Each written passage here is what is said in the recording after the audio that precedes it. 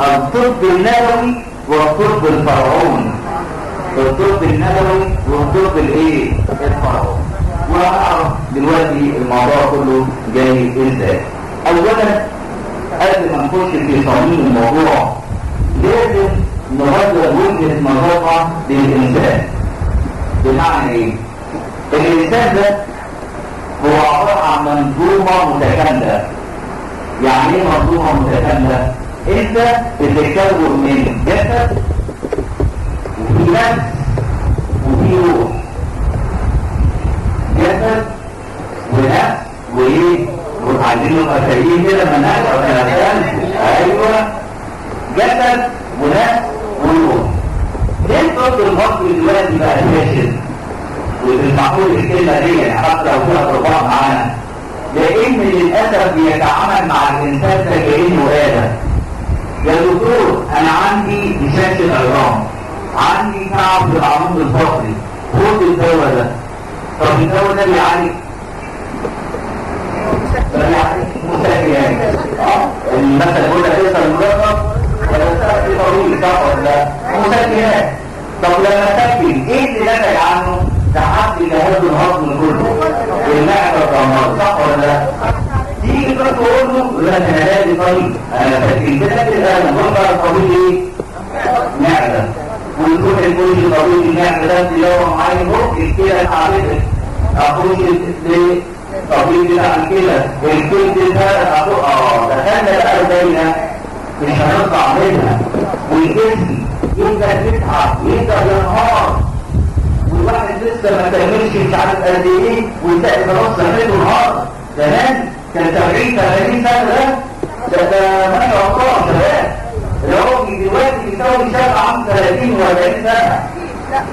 صح ولا يعني بنتكلم على الطاقه بتاعته وقوته، لكن دلوقتي واحد عنده 30 سنه ويقول انا مش قادر ظهري.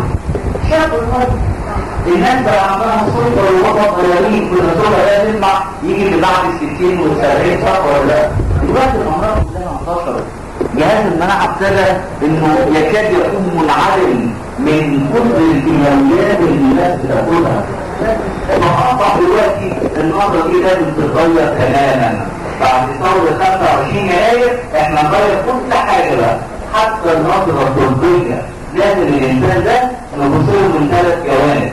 الجانب الاول الجانب الروحي، الثاني جانب اللي هو النفسي، والاخر جانب اللي هو ايه؟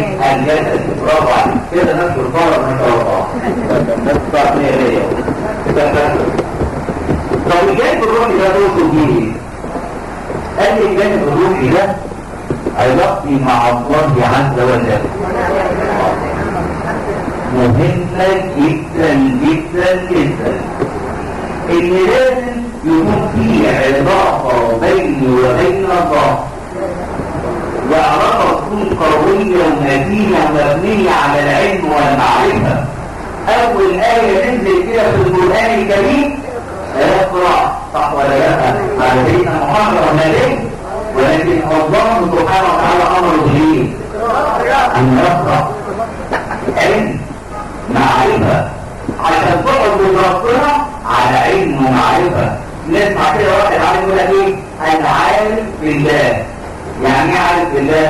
ان يعلم ما يعرف حق الله عليه من واجبات ومن لكن احنا للاسف نخش الجامع ونسمع المشايخ وكلام وكلام وكلام، لكن الناحية التطبيقية فين؟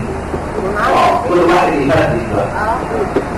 يعني رحمه الله العالم اللي قال لو الذنوب لها رائحة قلت اول واحد يجي جديد ريحة صح ولا لا يا اخوانا؟ فستر ربنا علينا، ستر ربنا علينا. فأهم شيء ان احنا يكون بيننا وبين الله عز وجل اتصال وتواصل. طب ليه؟